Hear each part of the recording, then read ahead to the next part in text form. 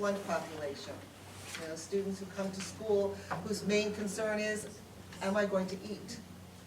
And it always used to amaze me that teachers who hadn't worked with some of our kids couldn't quite understand why behaviors would get worse right before vacation. Oh, we're going on vacation. You're going to have 10 days off. This is wonderful. Like, not if this is the only place you eat, and not if this is the only place you feel safe. And that's what we provide for our students. So we're not just providing an education, we're providing a place that they feel safe and comfortable and warm, and that's why they're here. And some of our kids who struggle the most, who are the most difficult, as Rita Pearson said in one of her TED Talks, they show up every day. Every day. And they're difficult, and they're goobers, and we love them, and they show up every day because this is where they feel safe. And those are the kids we're educating. And we have to be mindful of that we're not just providing their intellectual needs, we're sometimes the people who are providing every need that is getting fulfilled in any way. And I'm putting that out there because we have to know who our kids are. We have kids who are our general education students who still struggle. They might be struggling because they don't have a quiet place to do homework, and so they need RTI interventions. They need, and we need, in order to do that, we need to be able to provide training for our teachers to be able to provide those interventions in the regular education classroom. So we have those kids. We have our 504 kids. We have kids that are raised in single-parent households, where one parent doesn't have the time to devote, so that when we talk about, well, they're not doing their homework, well, maybe they're babysitting for their 4 younger siblings. We don't know. So we need to be mindful of that. We have kids who are being raised by grandparents, children who are being raised in foster care, and some who have been through 4 or 5 foster placements in less than a year. Students who show up at school every day with everything they own in a plastic bag because they're not sure where the DCF worker is going to take them tonight. So we need to be mindful of that. We have a large population of our children who are being serviced with outside counseling. As I said, we have some little tiny people who are dealing with PTSD, but having experienced and seen things in their very short lives that we can't even begin to imagine. We have children in our schools who are dealing with the fact that their parent is terminally ill. We have several whose parents are incarcerated. And we have domestic issues that our kids are dealing with that run the gamut from parental neglect to sexual abuse. So we have to be mindful of that. And I'm going to, if Mrs. Creedon will forgive me, I have taken something that she sent to me that I want everyone to hear. To clearly, educating our children is not just about putting a classroom teacher with a group of children and presenting curriculum. It is about the concerted efforts of nurses, psychologists, social workers, ELL professionals, special education teachers, speech and language pathologists, literacy and numeracy interventionists, professional and compassionate office staff and administrators to provide the social, emotional, and academic supports required to help our children and our families. When we talk about services and we talk about special education, I know that that's a huge piece of our budget, but that doesn't include those social workers that we need to help kids who have not been specifically diagnosed. What do we do to help them to come to school and begin to be in a place where they can learn? If what you're worried about is being safe and fed, you're not worried about whether or not you can do fractions. Okay, so that's something that I need us to understand as we go into a budget season. As far as I'm concerned, that is the single most important driver in the budget, is what do our kids need to be successful? What do we need to be able to provide in order that they can learn? How do we help kids who struggle to do better? That's the single biggest driver, but obviously there are the more practical matters, and I wanted to present those as well. We have contractual salary increases. Our salary budget is the biggest part of our budget.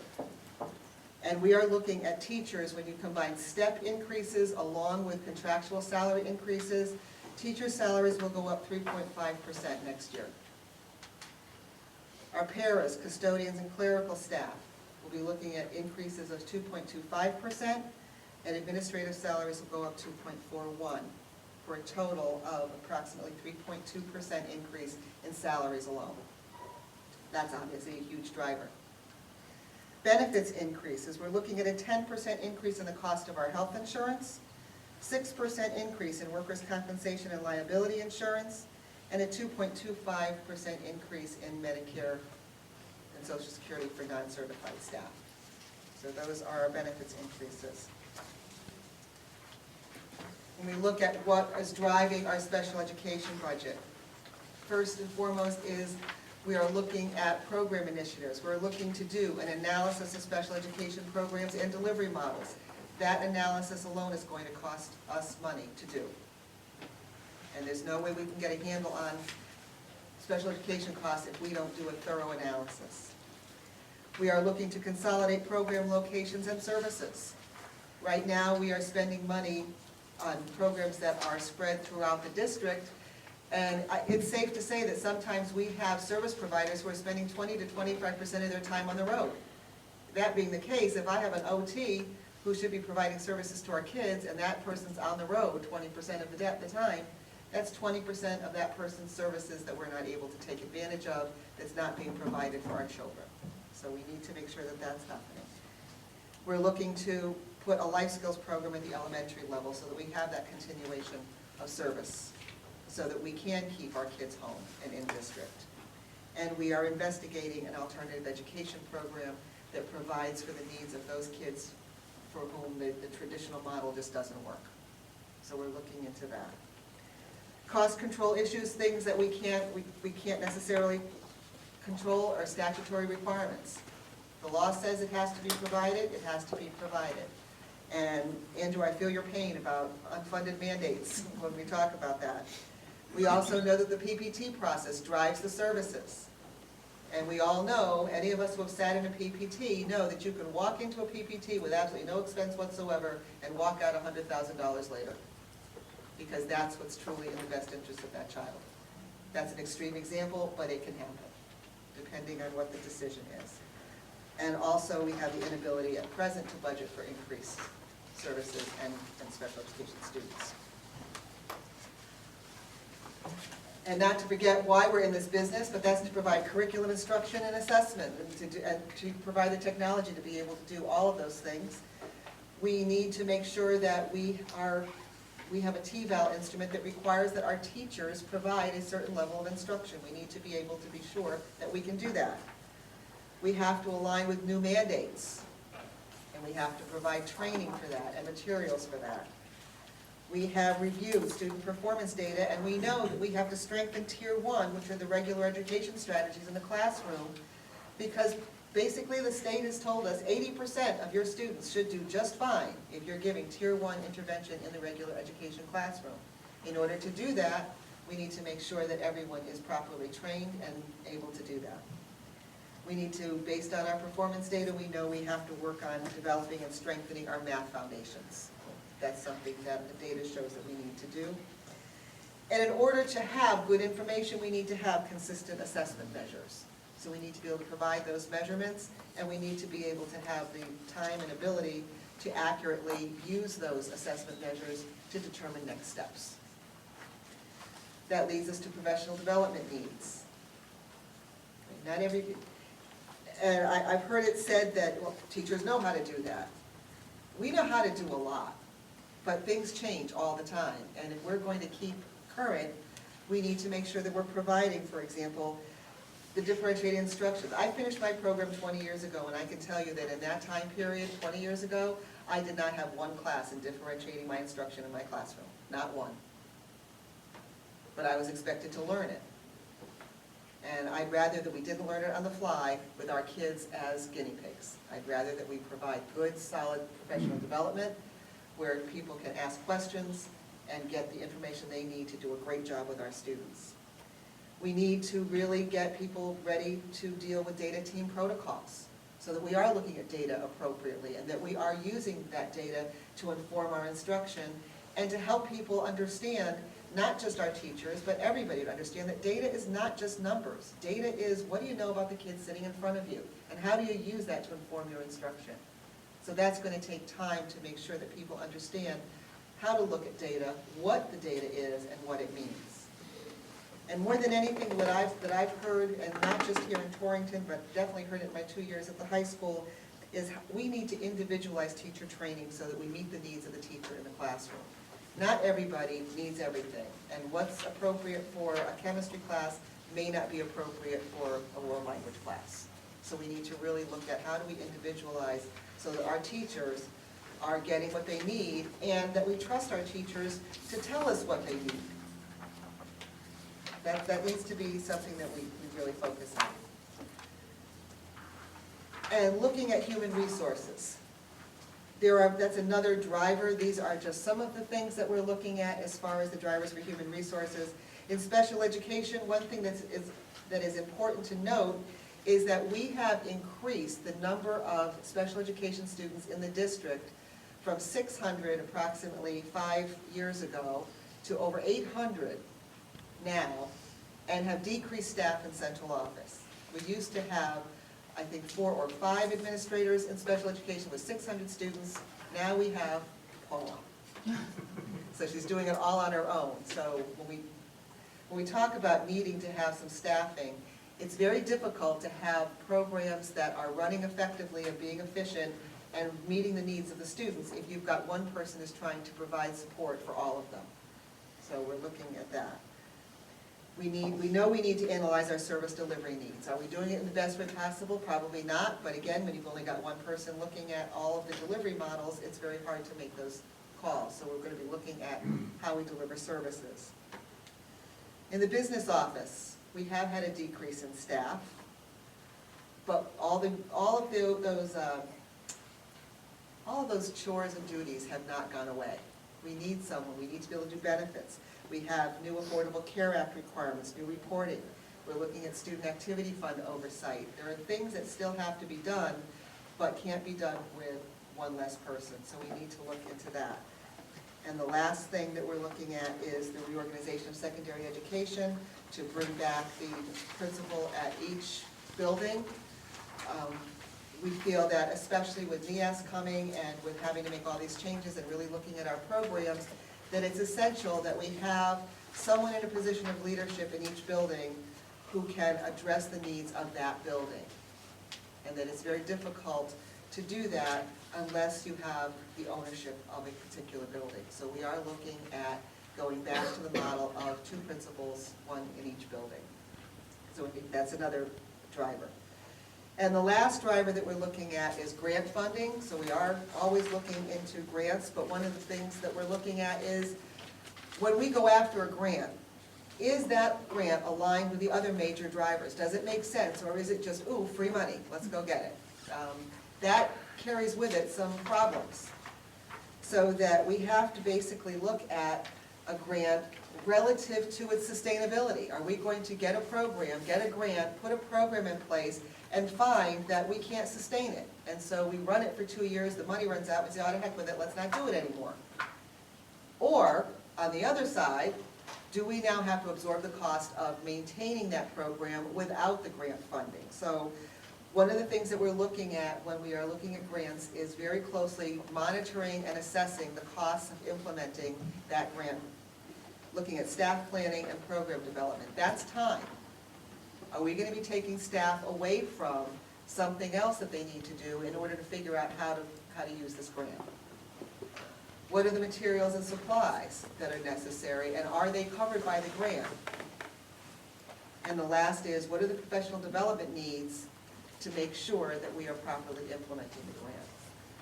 So bottom line for us is we are looking at whatever we do this year is intended to provide some stability. When you get our budget, I just want you to understand that these are the things that we looked at. I have been out to each site so far, gathering information, getting input from the staff, trying to figure out, okay, what are the issues, what are the problems we're having.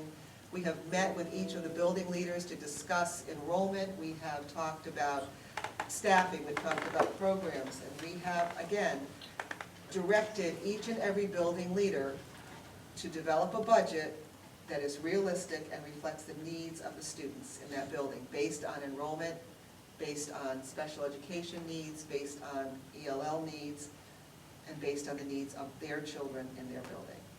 So that's our budget plan and process at present. Andrew? To say that I am not, every day I analyze my business in Torrington, which is basically a real estate business, and I realize it just disintegrating in value, becoming worthless. And I see that we're looking at a $2.4 million increase in health and wages. And you talk about students' needs, and where are student needs provided by? They're provided by the community wealth. What happens when all of the community wealth is destroyed and there is no more community wealth? We're still going to be concerned about the needs of the students? I would hope so.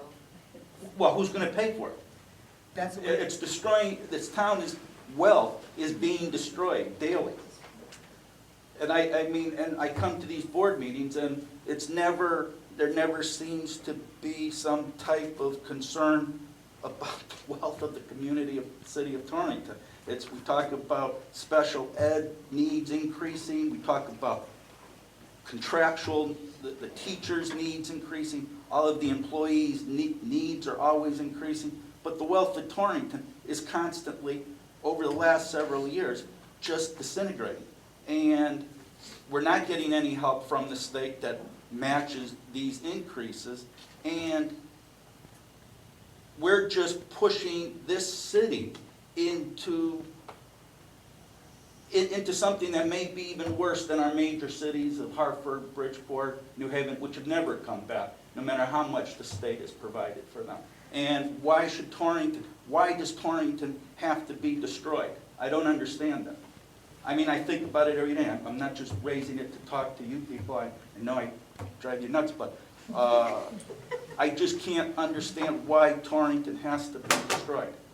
And it's being destroyed because these increases, these contractual increases, these state mandates, what the state is doing to the city of Torrington is driving this town into a place that is really bankrupt.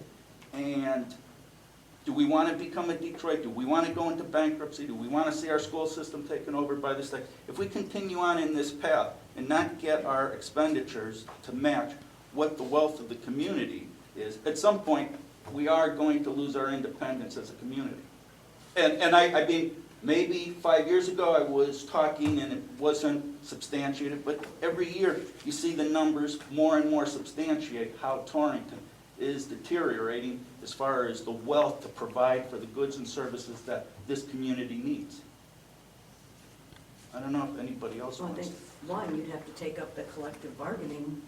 Well, okay, agreements well, at that the goes state to the level. second thing, which You is, sat on the negotiations, Andrew. yes, and One of the committees when that we said- talked about the contracts that we did as far as the teacher's contract, and even when we did the administrator's contract, one of the things that we talked about was we were gonna get some, by them accepting the new health packages, that we were going to offset their wage increases. That's the way it was presented. Now I see that in the upcoming year, we're going to be looking at a 10% increase, something in the tune of another $1.2 million, $1.1 million. How did that offset the wages when the wages are another $1.2 million?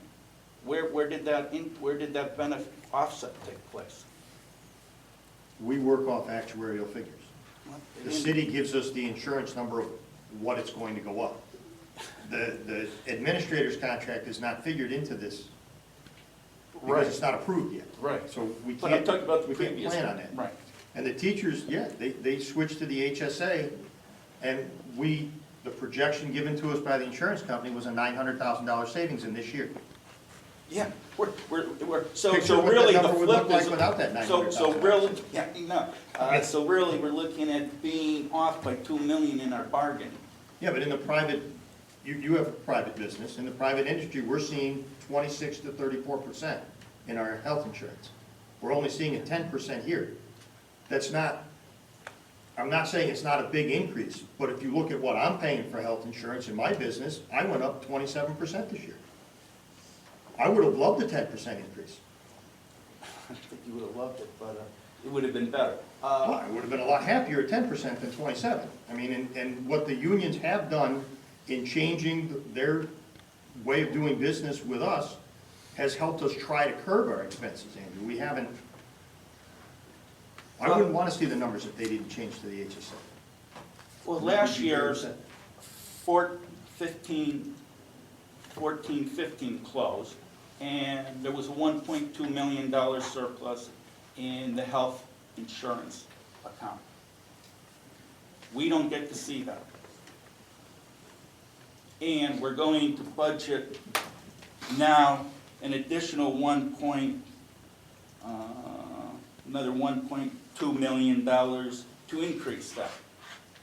But we know that, based on last year's numbers, we already netted out, self-insured, we netted out 1.2 million. Every year, we continue to see that.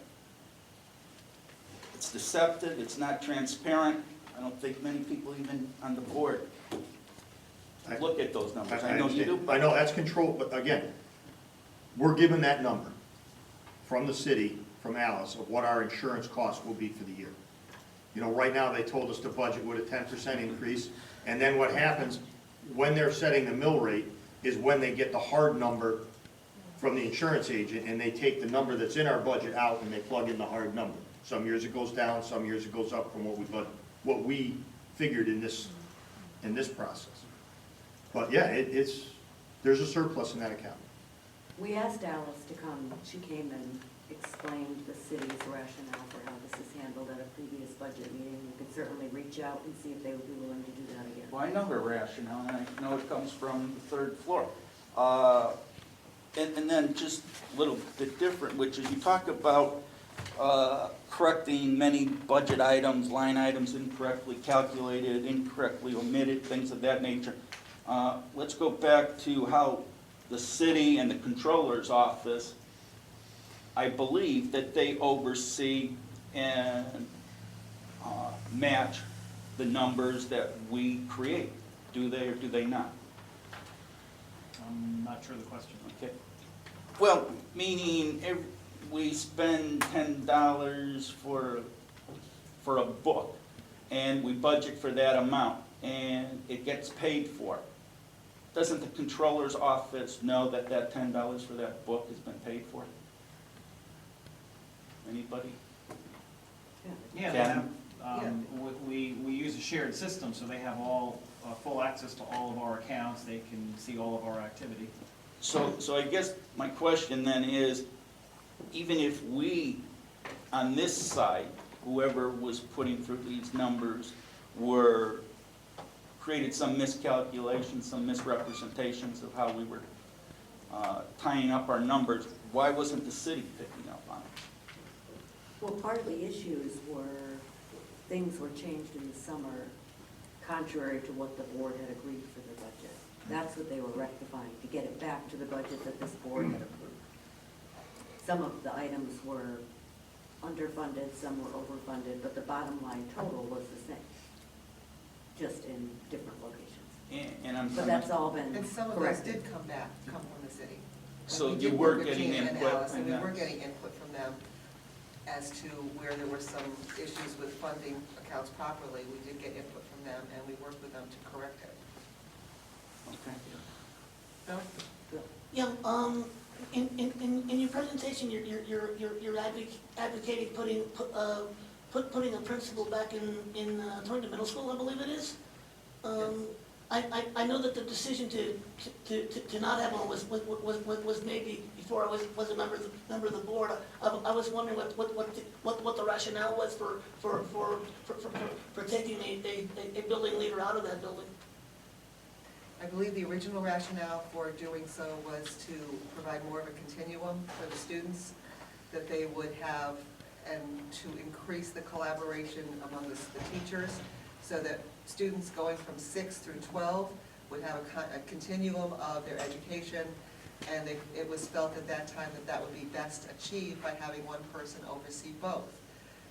I believe that it's important for a building principal to have ownership of a building, and I believe that the decisions that have to be made for that building are best made with someone who's in the building and who has intimate knowledge of the students and the staff in one building.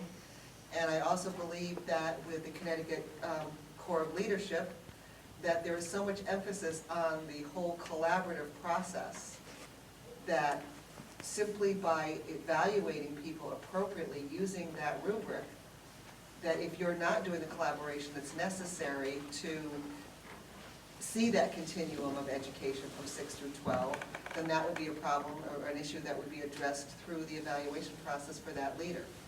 We should all be collaborating, and we have seen that regardless of whether or not there's a person, who's overseeing both, that if you have folks who are truly interested in doing that collaboration, it can work very nicely. And I would offer as an example, some of the work that was done last year by the world language people in both buildings, who basically did this on their own, who took it upon themselves to make sure that they had common assessments and they had rubrics to demonstrate mastery, because they identified a problem.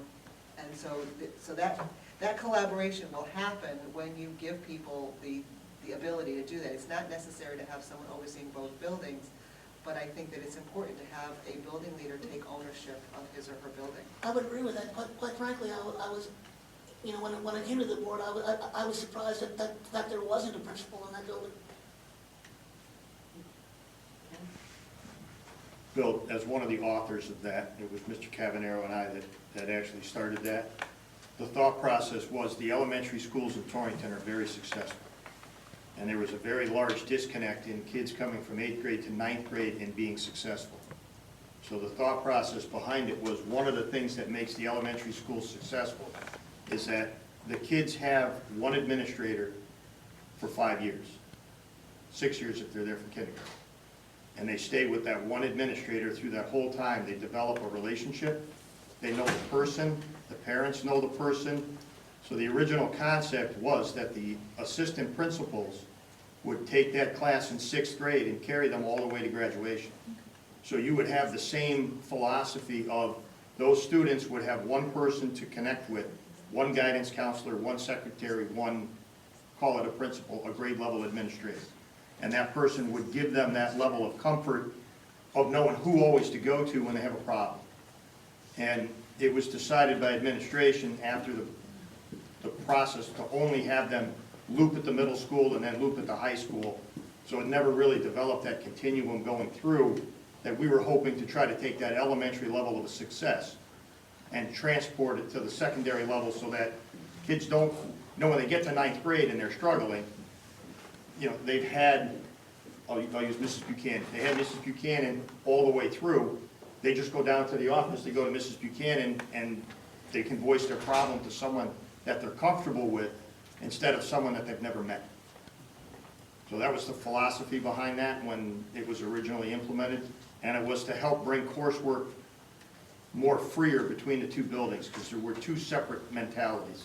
And there was a divide of we, they, and it was to try to get freshman level courses that we have at this school that most districts teach in 7th or 8th grade. But we haven't moved them down to the middle school level yet because it's a proprietary high school class that the high school's owned for years and they don't want to let go. So it was So it's a tough work. right. So it was to try to help promote that. It only was instituted halfway, which is why it hasn't really been successful. It only, half of it was put in and it's floundered in a lot of people. So there's been If I could, I just wanted to get to Andrew. Andrew, the city did point out to us last year 2 accounts that we were off after we had submitted our budget. And we had to sit down at Midgeon Avenue and come up with the way we were gonna cover that, because at that point, we couldn't increase our bottom line. So a lot of cuts and changes were made last May and April to overcome the early retirement money, the insurance money, and the 403B money that was not included in our budget at the appropriate level. So they did pick up on it, and that's one of the reasons this year started so financially stressed.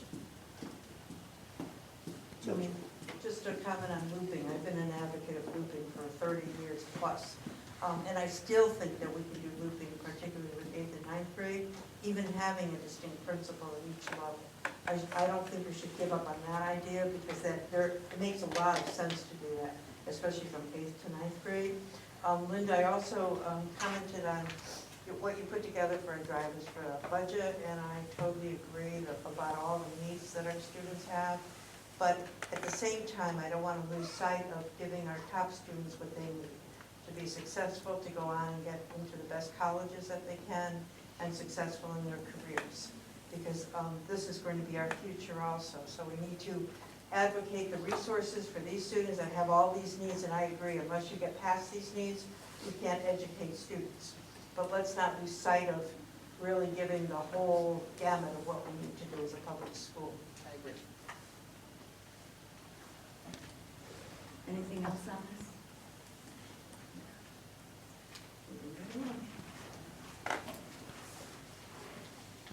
Proposed district calendar. Okay, we have put out for your consideration and review the 2016-17 school year calendar as well as the 17-18. In going over the policy, we noted that this is something that should be in front of the board 2 years out, so we're putting it out there. The one change that we made to the calendar that is, we took off a lot of things that were idiosyncratic to various schools.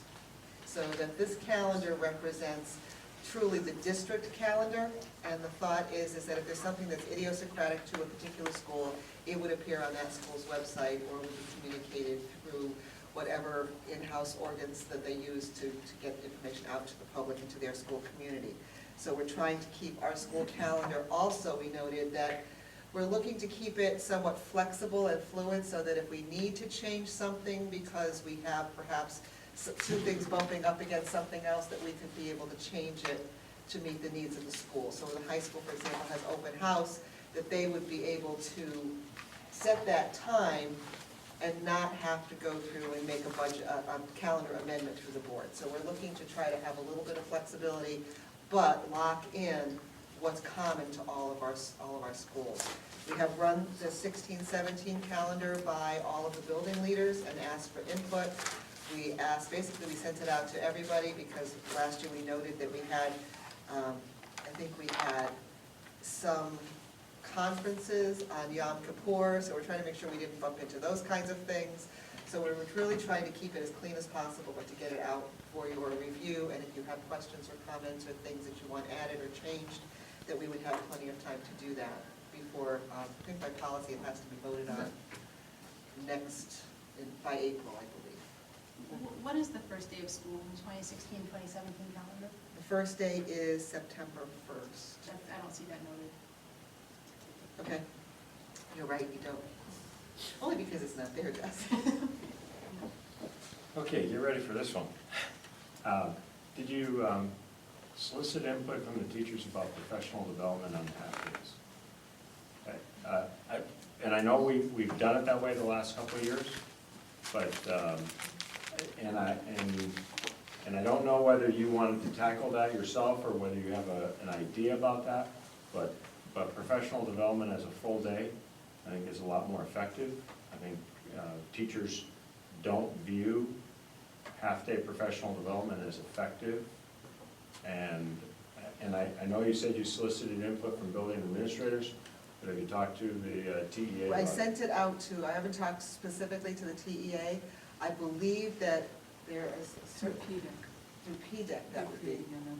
They're creating a survey to put that out. Okay, yeah, I mean, I'd really like to think about putting professional development back as a full day professional development days rather than scattering it out over half days. I think you're gonna get a lot more effective professional development. Then you have the opportunity to present training in the morning, have the teachers execute that, especially in technology, go back, create technology, things that they can use in the classroom. It's just, We are somewhat limited with how many full days we could have and still have the required number of hours for students. So we have to be very careful that we have the number of hours that we need to create for the student contact hours. The other piece is that those half-days are not always just professional development, they're also our PLCs, and at the high school, for example, may be sometimes used for NEAS. So we need to just be careful about how that time is allocated, but we are going to be dealing with, working with PDEC to come up with the best way to use that time. But we just need to be very careful about full days, that we don't run into, one of the reasons that we did it in the half-days is because then we could add those hours and get enough to make the 181, the number of hours that we need. Ken? If you look at the 16-17 and the 17-18, you have no built-in snow days. On the 16-17, if you get more than 3 snow days, the kids are in school past graduation. And on the 17, 18, if you get one snow day, you're past the graduation date. Because you have the last day on Friday the 15th, and graduation is on Sunday. So if you get one snow day that year, We can change graduation. well, if you're gonna use this calendar to rent the Warner Theater and secure things, you have to, Well, that's why we're presenting it. right, I was just saying, that, One of the things that was also put out there was whether or not the district is married to the idea of graduation on Father's Day, which that's when it's been, and I don't know if that's something that matters to anybody else, but, It used to be during the week a long time ago. so I don't know if that's something that we. it's a great Father's Day gift, especially when it's your last one. Right, and I'm not suggesting changing it this year, Mr. Traub, but.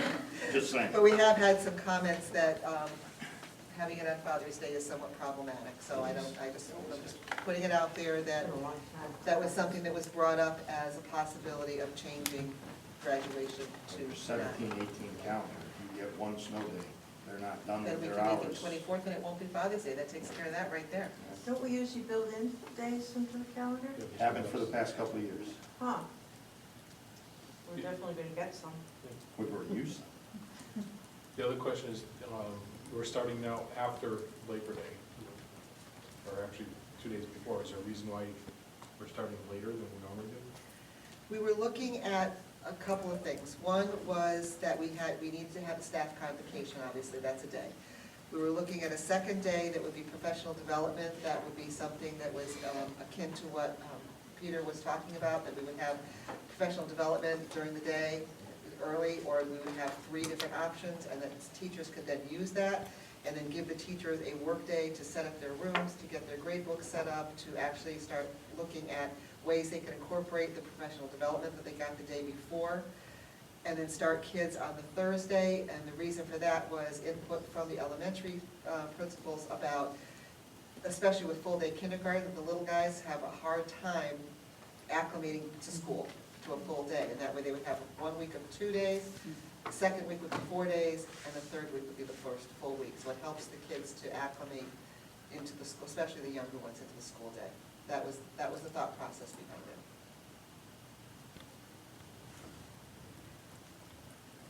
What kind of problems are there with a Sunday graduation? Because they have. It's not that it's a Sunday graduation, it's that it's always Father's Day.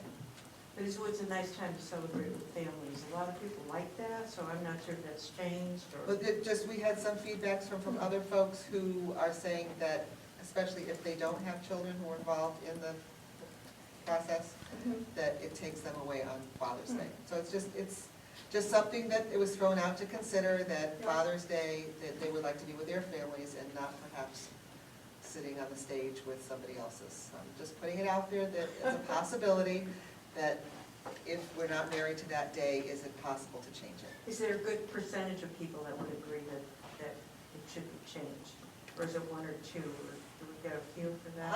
I can't say how many. I mean, it's more than 1 or 2, it's been several, and particularly since we don't require, I mean, a lot of school districts require that the faculty attend graduation. We don't require it, and yet we have an incredible showing of faculty who come to see the kids walk across the stage. And that's the horse they have in the race, is the kids that they've taught, watching them walk across the stage. But it does take them away from their families on Father's Day, and that was the consideration, is that if we can accommodate it without, I don't want to buck tradition and do something that, I'm not going to claim that I know everything about Torrington tradition. I've only been here 3 years. So I don't want to do something that's going to throw the entire community into a tizzy.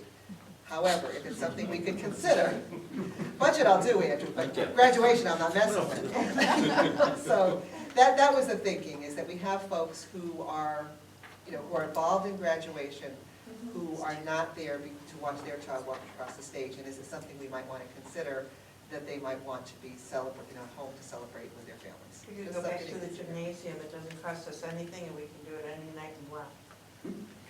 Just throwing that out there, Yeah. that's what we used to do. Any other questions on the calendar? And just, on December of 2017-18, Sunday the 24th is darkened. No, That should be that's a changed. mistake.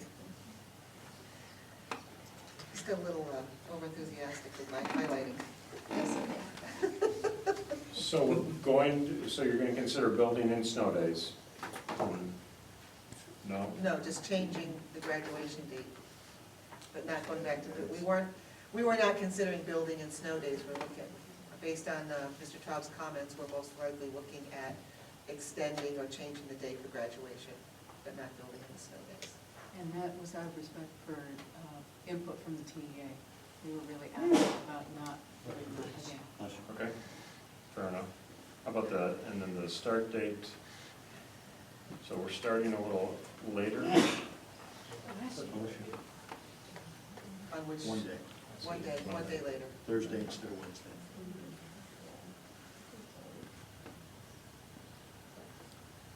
One comments that I had is the reason that we went to the unified calendar was because all of the buildings were operating in isolation. And there was issues with parents that had kids in multiple schools with having curriculum night, conferences at the middle school, things at the high school, all occurring on the same night. And parents not being able to obviously get to 3 different schools on the same night for important items. So if it's off the district calendar, I would still like some oversight at Midgeon Avenue to ensure that families don't have to make a choice on attending something in 5th grade versus 7th grade versus 10th grade. Right. I mean, as far as like scheduling, as far as conferences, there's 3 days, and we change up the times so that if conferences at the middle school might be the early afternoon ones, then the middle school, the opposite would be true. So that we try to schedule them at different times. I believe the elementary schools have said that they find that they do it differently and try to accommodate. Right, I think the theory was in scheduling any events, if there was a master calendar, if you had a choice and didn't have to do it the same night that one of the other schools was doing a big event. Well, one of the things that we've talked about is creating basically like a facilities calendar and an events calendar so that there's only one. So that when somebody does schedule something, it shows up on the district calendar, and that's something that we've talked about making sure that that is something that's centralized, so that we would have that.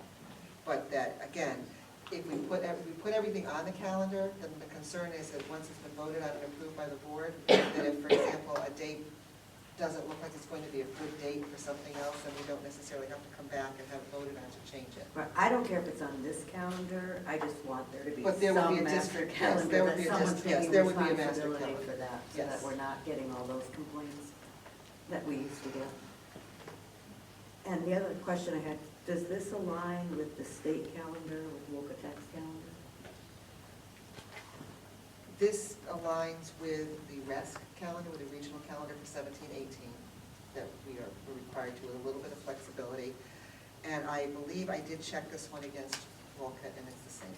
Okay, because we were Right. trying to get in line with theirs, just because there's a cost for busing, Right. not on their schedule. Yep. I'll double check that, but that was one of the ones that I did check. I believe, but I'll double check that. Anything else on this?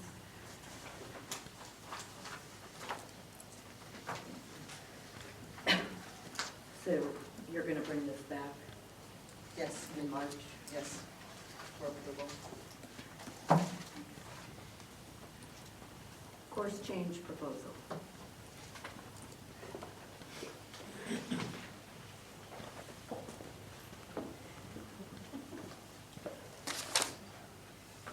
Which one's first? We have World AP, language. world language first. Okay. Okay, so the first one is taking the AP designation off of the 3 level 5 world language classes.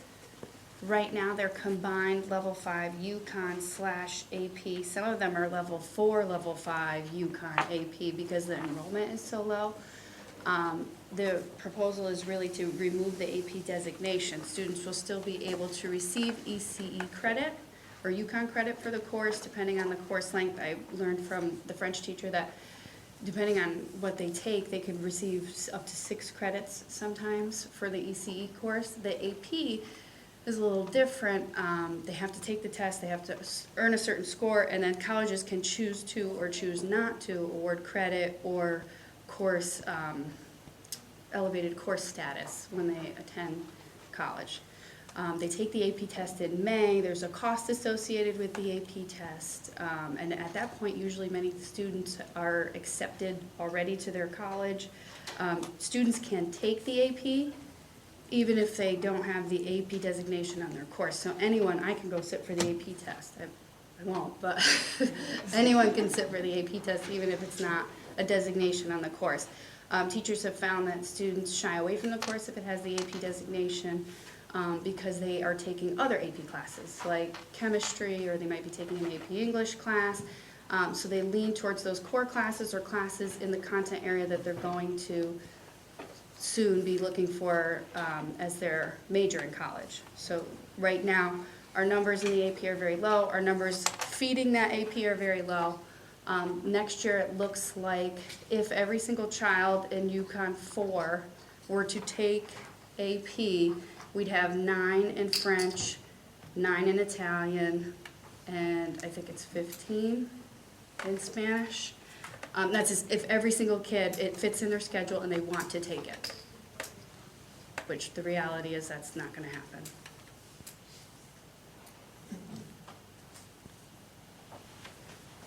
Any questions? It's fun being on set.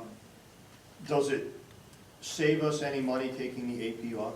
It could, because the teachers have to submit course syllabus, the teachers have to stay current with the AP designation, and there's a cost sometimes associated with that. So it could save us money, more small amount though. I can just say, having finished And it could, all college- we, oh, I'm sorry. No, I'm saying, we just finished the college tour over the last year, and a lot of the schools don't take UConn ECE credit. They just want AP credit. See, Most of and the I, private schools. in the research I did before coming to this meeting, I saw some of the opposite. A lot of schools are no longer awarding the credit for AP. State schools. The state schools are going more towards the UConn credit, but the private schools are Private going more schools towards really the- want your money and to make you have to take their course. Trust me. So But BU they're doesn't less take UConn likely. credit. Elon doesn't take UConn credit. Cornell does not. They only take AP. Because AP is universally recognized because it's that exam. Correct. I'm just saying, I mean, Right. those are the schools that we've gotten into in the last year, and They're highly competitive. they don't take anything but AP. And the AP is not a guarantee. Correct. They have to Based earn on a the certain score. score, and there's not like, okay, nationwide, it's a 3 or a 4. Nope. Every school makes their own determination as to what that score is and what that student has to look like in order to earn that credit. Absolutely, you're right. Often you need 4 or 5. Mm-hmm. Great credits. And also, there's another cost benefit that I forgot to mention. I believe we match, or we pay half of the AP. We pay half. The test is, I think, $90, and we pay half of that. So that may be a very small cost benefit. There is not many students even sitting for the test, because frankly, they don't feel prepared. It's combining 3 classes in one classroom. If you look at the data on our language, AP language, it has not been. Not successful, no. not successful. And part of that, I think we mentioned in the school improvement committee meeting, is the middle school program has been cut. It doesn't feed the high school program really anymore. So the students coming in, most of them go into a level 1, with the exception of some going into level 2, and then over their 4 years, do they make it to level 5 and are interested and qualified to take AP? That was the original plan of moving first-year languages with one school down to 8th grade. Because it was very hard to get 5 years of a language when you're, It's impossible. if you're passing, you should be out of high school in 4 years. Mhm. So it's very difficult to get to that 5th level. So now there's a encore group of students who have that opportunity and the rest do not. I just feel that we're gonna take that opportunity away from kids that are applying to Cornell, BU, that have that opportunity to get that credit. They still can get the credit. They can still sit for the test. Yeah, I mean, if you look in the last couple of years, we've had 3, as far as getting enough college credit in the last 2 years, we've had 2 language students. But I believe, and I brought it up last week, I think it's a fundamental shift in Torrington. If we've cut off the entire feeder program from the middle school, We did. I think this board has to decide what we value. Do we value the advanced placement classes? Do we want those offerings at the high school? Because if we're cutting it off before they even get here, is that a fair assessment to say there's only 2 kids? Or did we not qualify the kids to even have the possibility to be here? Because those numbers were much greater when we had the programs at the middle school level. I worry more about combining those 2 levels in one class because they're 2 distinct curricula. Mhm. They're not even the same, and I just Yep. don't know how you teach to those students. And that, I haven't spoken to that yet, but absolutely, it's really unfair to the teacher to require them to teach that level of curriculum in really Unfair to 2 the very students, distinct too. ways. And it's not, it's almost, I'll be frank, it's false advertisement to the students. We're not giving them UConn and AP. We're not. That's true in all the classes. It's true in the math classes, it's true in science classes, it's true in the English and the history. They're combined? Yeah, Some of them are. I have that I have breakdown. a daughter who has 4 of them right now that are UConn AP classes. Some curriculum do align better than others, Mhm. AP and UConn. And some are very distinctly different. Then I worry even more, are we teaching the AP curriculum the way it's supposed to be taught, the integrity of course? If you're combining both of them. I guess it's a bigger issue than just world language that we need to look at some point. And it is really an enrollment issue as well into the programs and the feeding in all core areas of that program. You know, some of our math kids are coming in taking maths that aren't, like you said, they're not taking that 8th grade algebra math. So by the time they get to those higher levels, there's only a small group of kids who are even qualified. And If you don't science. start it in 8th grade, you get credit for it, you're not gonna make it to that level. Yep. That's what we see. Any other questions on this one before we go to the next one? And just a comment, I mean, if we were to kind of recalibrate how we do language and start it earlier again, which I think would be fantastic, we could re-add these. Yeah, there's absolutely no reason why we couldn't. How often do teachers have to get refreshers in AP? I know they Good have to get question. I initial don't know that training, answer off the top of my head. because I'll find usually you out. have to maintain You some do kind of have to maintain, and certification. they do have to submit a syllabus every year in order to call it an AP class. So they have to do the work, and then that syllabus is looked at by AP and College Board and asked to be revised and submitted, resubmitted, so that it meets their standards, each of those courses. So it is a lot of work for sometimes only one kid is gonna plan to take that test. And I keep talking about this all the time, which is online learning. Why can't the select group of students take it online? Why can't Take AP online, it's not, Yes. it's not an option. It's not an option.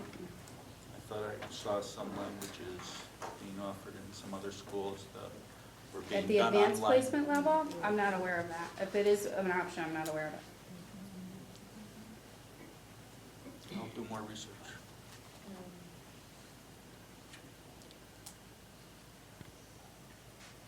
Anything else on this one? Back to your PE. Okay, for the PE, the change is really to combine quarter-long courses and make them semester-long.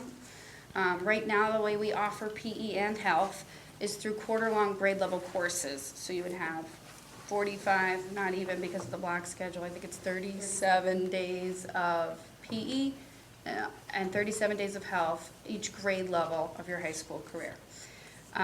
The change we're looking to have is to have a PE 1 and a PE 2 and a health 1 and a health 2. There's a couple of benefits that go along with that.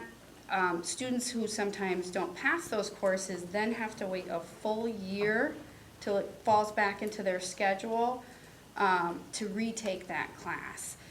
The other benefit is if they can fulfill their PE and health requirements in shorter amount of time or years, within the building, they will be able to take more electives and other offerings like AP classes because they won't be tied to a quarter-long class that really messes up the whole schedule. And the other benefit we're looking to in a few years add PE and health elective classes, not right now. But once this rolls out and gets through a couple years of students, we'd be able to roll out other curriculum that meets elective needs for those students and students who desire to take electives in those areas.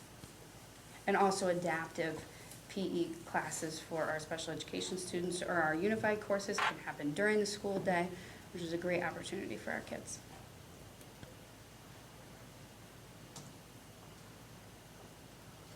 Any questions on this?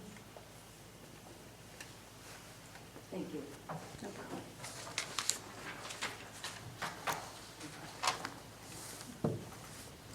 Distinguished alumnus. In school improvement right now, we are accepting nominations for the Torrington High School Distinguished Alumnus Award.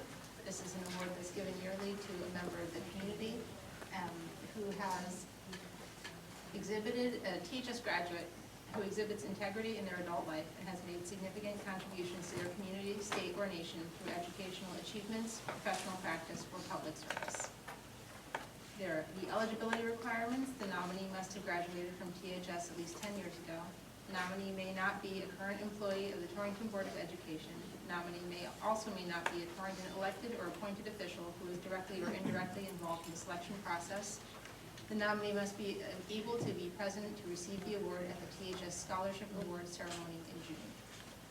So on our district website, right on the homepage and also on the Board of Ed homepage, there is information about this, and there's a link to the nomination form that can be downloaded and printed. It can be emailed to the superintendent's office, and it can also be sent snail mail to the Board of Ed, and those addresses are online as well. So we would encourage anybody in the community, this is kind of a really cool opportunity to highlight some of the people that have come through our district and that have done great things. And there's been a wide variety of types of people featured in this in the past. Last year it was a doctor, and in the past I believe there's been people with military service, all sorts of things. There's a lot of things that can fall under the umbrella of distinguished. So something for, love to see the community suggest some people. And if you have any questions, you can direct them to the School Improvement Committee or the Superintendent's Office. Any questions? Okay, Connecticut Conference of Municipalities Workshop.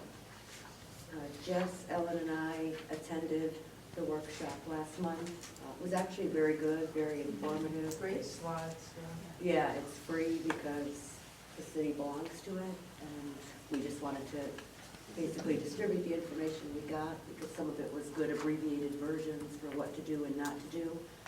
What I think was most interesting was hearing other towns, other districts, and different situations they've come across. So we're hoping that there'll be more that we can take advantage of the free training. Social media policy. Ellen? Nice discussion on this. It's a policy we don't have, we really need to have it, needs to be outlined. Very comprehensive policy, we got it from Shipman and Goodwin. Our committee went through it, made a couple of changes, and That's it. Any questions on social media policy? If this is accepted by the board, what is the time frame for this to be rolled out with the employees, and how will it be presented?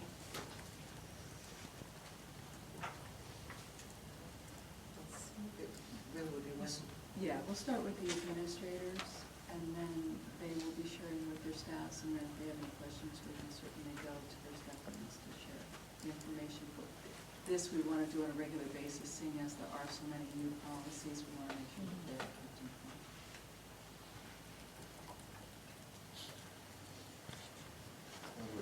I'll just add, I would also probably take this policy and add it to the intake interviews as one of the policies that the new employee would then sign for and receive.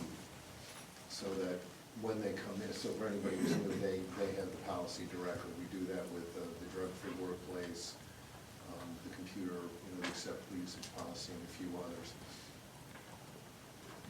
This policy represents, in my opinion, sort of a drastic shift in the area, that this allows district oversight of the personal social media accounts of the employees, and that's something that has not happened, and people need to be aware of. So I would just want to make sure that people have plenty of time to recalibrate their patterns and recognize the impact that such a policy could have on their careers.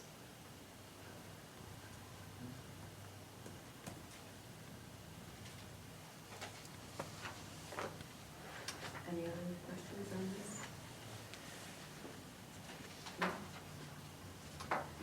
No? Okay, IT audit update. I myself have not seen the audit yet. Several weeks ago, the audit was forwarded to the board's attorney for review, and they have been working with the city's corporation counsel on the audit. They have done their analysis and have developed a legal opinion. I felt it was best that the entire board receive the audit and the legal opinion at the same time. They called 2 hours before our meeting tonight and are finished and would like to come Monday at 6 o'clock to hold an executive session with the board to both review the audit and go through their legal opinion on the audit. So I'm going to be calling a special meeting for Monday at 6 o'clock at Midgeon Avenue. The agenda will be forthcoming, and it will be developed by the board's attorneys. Is the audit complete? You said the audit was complete? To my knowledge, I don't actually have it, so I'm not exactly sure. So I'm we'll just all get wondering, the is it now a information. public document that could be? We'll find that out Monday, I don't really know.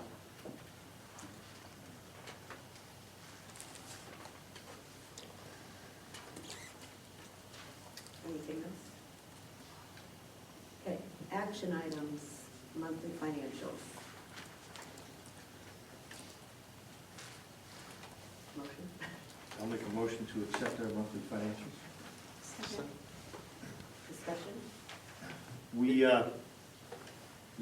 accept, we got the monthly from Jerry, our monthly performance reports.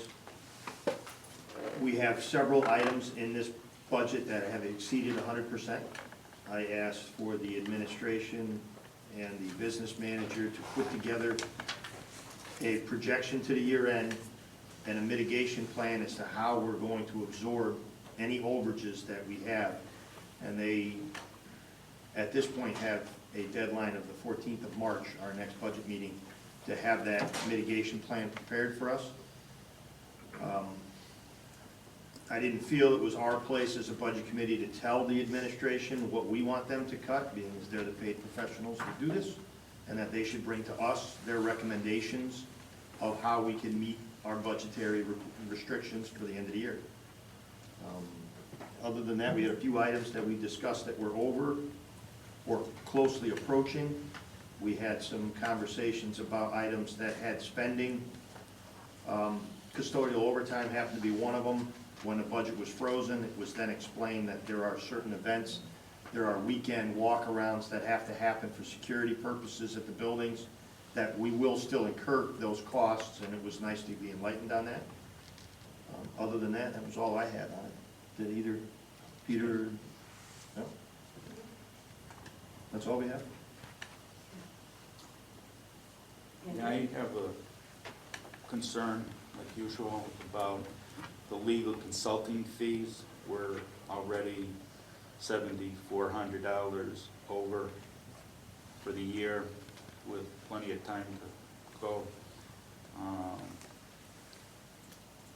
if you look at last year's expenditure, that was the highest in the history of the Board of Ed. The bulk of that is actually expulsions. What's that? A lot of that is expulsions. We've had a high number of expulsions.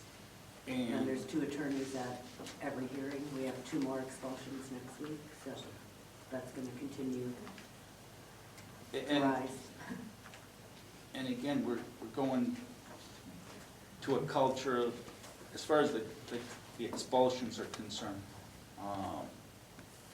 we're going into a culture of the school district of that being a constant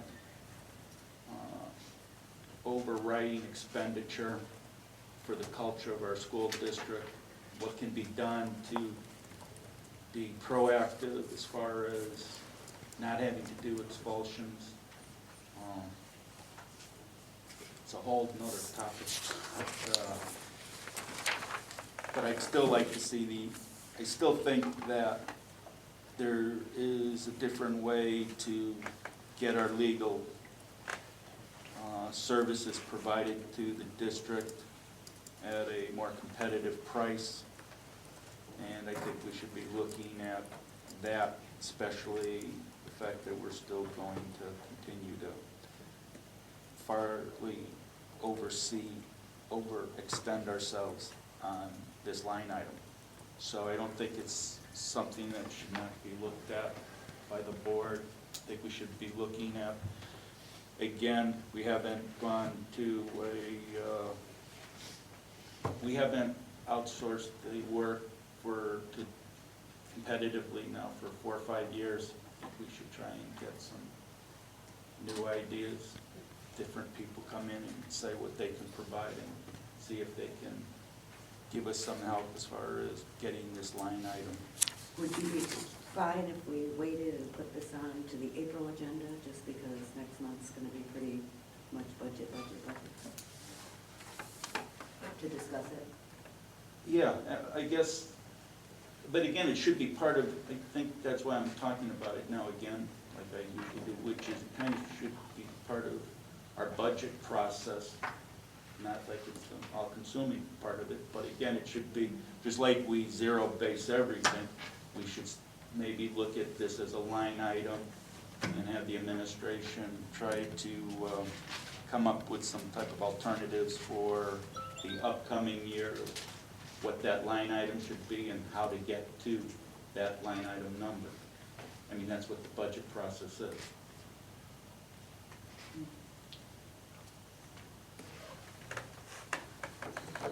Anyone else have anything? Okay, all those in favor of receiving the monthly financials? Unanimous. Budget transfer request. Make a motion to accept the budget transfer request. In a second. Discussion? No discussion. All right, we had one that we brought forward when we were finishing up. Actually, it was approved by the Budget Committee last month, and then I forgot to get it on the agenda for last month. But this came up as part of the review process. One of the things as part of the budget rectification that we did is we made sure that all the site managers got a second look at their budgets to make sure that we had gotten everything. And Mr. Becerra found that we had not made a transfer that we needed to, and that was for the landscaping. So that we are requesting that, we unfortunately thought we were going to be able to cover $200,000, $238,000, $273,000, I think, in special education, but we need to move $97,000 to the landscaping account. That was approved by the Budget Committee last month, and we're looking for it to be approved by the full board tonight, so that we can move the money into the landscaping account From where? from tuition private sped. That's where we put it. Okay. This isn't in our packet.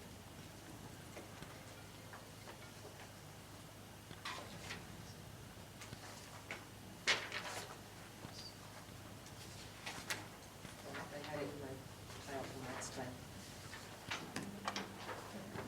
Just, unfortunately, I have to make a motion before you go on. It's crazy that it's. Thank you so much, sir.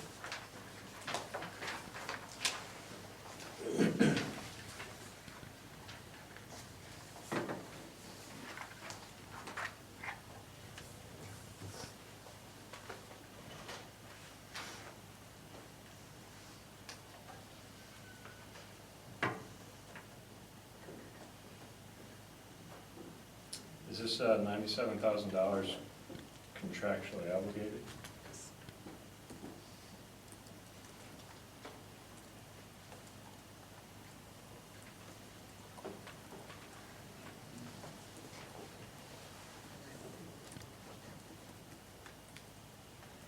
I'm sorry, I missed the explanation on this. Why, Andrew, this was part of when we were doing the rectification and we came before the board, probably month before last, with our complete set of transfer requests. It was the one sheet that we had several line item transfers that we're asking the board to approve. That was approved. When we went through, and after we did that rectification, I went back, sent all the site managers their budgets and said, did we miss anything? Because we knew we had problems with making changes, we put things back in. It was the whole process that we went over 2 months ago. When we were looking at the site budgets, Mr. Becerra looked at his and saw we had not put this back in. This was something that was supposed to go back in, and it did not. It was overlooked. We've already paid the contractor for the landscaping services. If you look at the budget report, it's already there. But it was never posted back into the amended budget. So this is to put the money into the budget to cover the landscaping expense, because we missed putting it in with all the various entries that were being made to rectify the 15-16 budget. This one got missed. Dave caught it when we were asked to review our budgets.